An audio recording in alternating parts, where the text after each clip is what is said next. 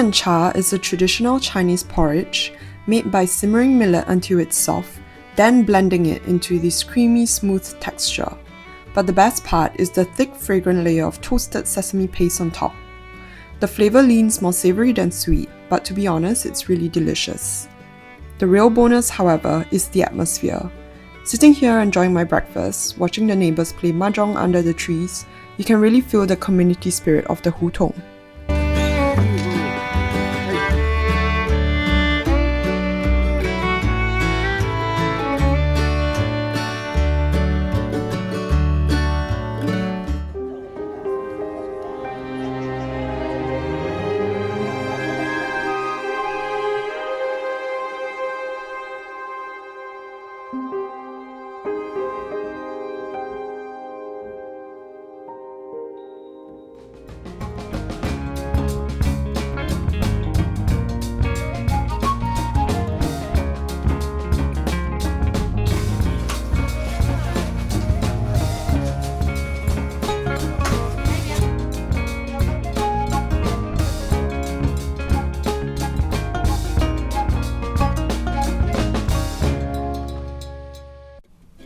We are on Guijie, which literally means Ghost Street. It's a pretty dark name which comes from the Qing dynasty, when this road led to Dongzhimen, the gate used for transporting the deceased. But today it's this neon-lit food haven, packed with people eating crayfish at all hours. We chose a place called Hu Da. There are 4 stores here, so you know they're doing something right. We went for the Xiangla crayfish. The fragrance was incredible, toasty, complex, and slightly numbing. Definitely more about depth than just brutal spice. We even got a tutorial from the waitress on the best way to peel this crayfish, which is a bit of a faff to eat, to be honest. It looked much bigger than it really is, and there wasn't a lot of meat in each crayfish. To round things out, we also ordered some scallops that came in a pile of chili. It's not spicy as long as you avoid the chili seeds. A cold, refreshing pea shoot salad helped to balance it all out. As a carb lover, the absolute best part of the meal was after we finished the crayfish. We got homemade noodles, to which the leftover spicy fragrant sauce was added to.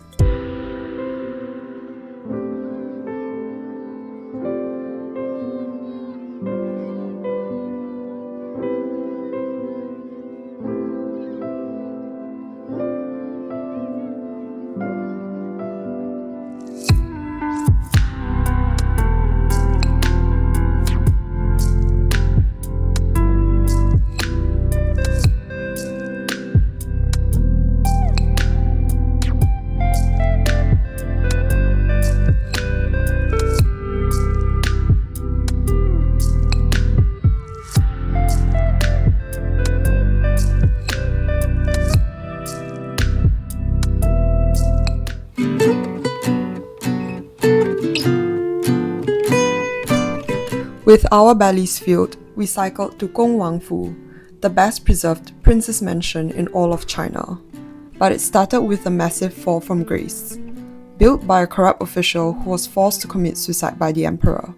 The mansion was then given to the emperor's brother, but its lasting name comes from its third owner, Prince Gong, a major political player in the late Qing dynasty.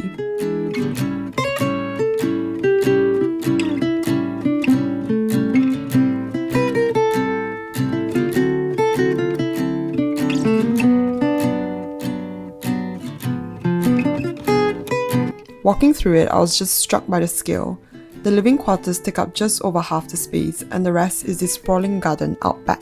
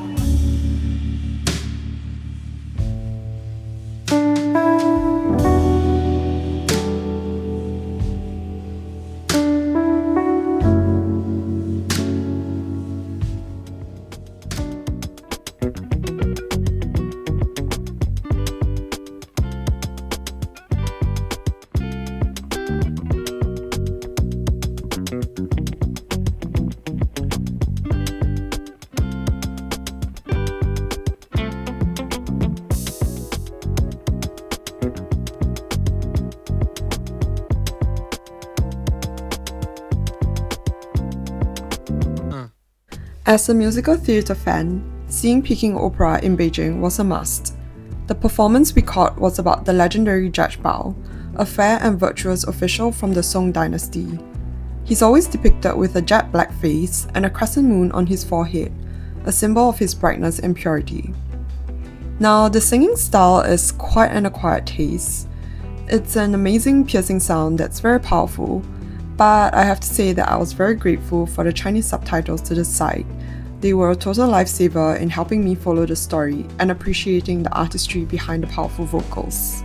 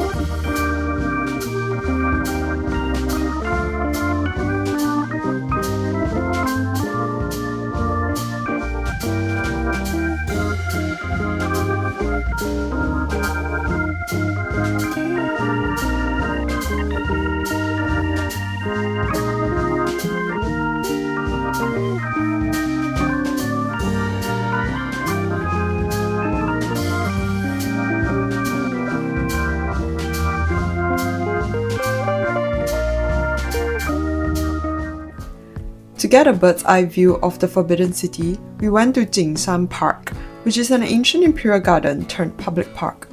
It was under the rule of Yongle Emperor of the Ming Dynasty that the 45-meter high artificial hill was built, and the intention behind that was to protect Beijing from evil spirits. This is my second time at the park. The first time was on a Saturday afternoon where it was really busy, but this time at 9 AM on a weekday it was a lot better. Wanchun Pavilion is the highest point in the park, and it takes about 10 to 15 minutes to walk there from the foot of the hill. Right at the top you can get stunning views of the Forbidden City on clear days.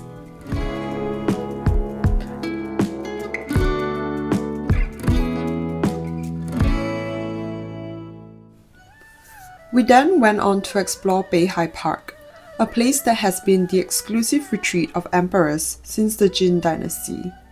It's massive, over 680,000 square meters, with a huge lake that makes up around 60% of it. The centerpiece is the beautiful White Dagoba. It was built in the Tibetan style by the first Qing emperor specifically to honor a visit from the Dalai Lama.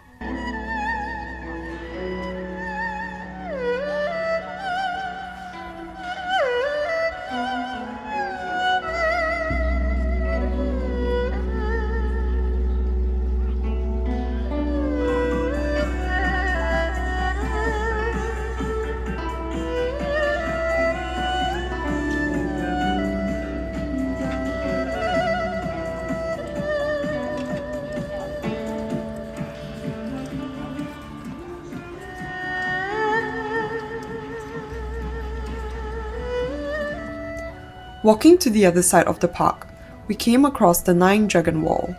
This is one of the 3 most famous dragon walls in the country, and the only one with 9 huge dragons on both the front and the back. What blew me away was the color. Even after 200 years, the glazed tiles are still incredibly vibrant.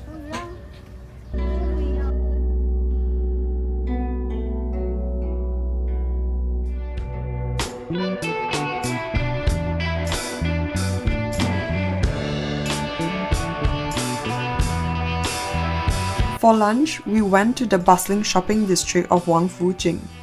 We opted for a set meal that began with some Beijing cool appetizers, stir-fried vegetables and kung pao chicken. It was all tasty, and honestly, I was starting to feel pretty full. But then the main event arrived, the Peking Duck. And this place knew how to make an entrance. First, they serve a special amuse-bouche, A bite of that crisp duck skin on a puffed rice bar with a thin layer of sweet and sour hawthorn jelly, all finished with a dollop of caviar. It was salty, sweet, crispy, and creamy all at once, and we couldn't stop eating it. Then the duck itself arrived in this extra 3-tiered dish, made to look like the Temple of Heaven. But the taste of the duck was good, it was respectable, but I didn't think that the flavour itself was particularly memorable. So I guess the real star of the show was the theatre of it all.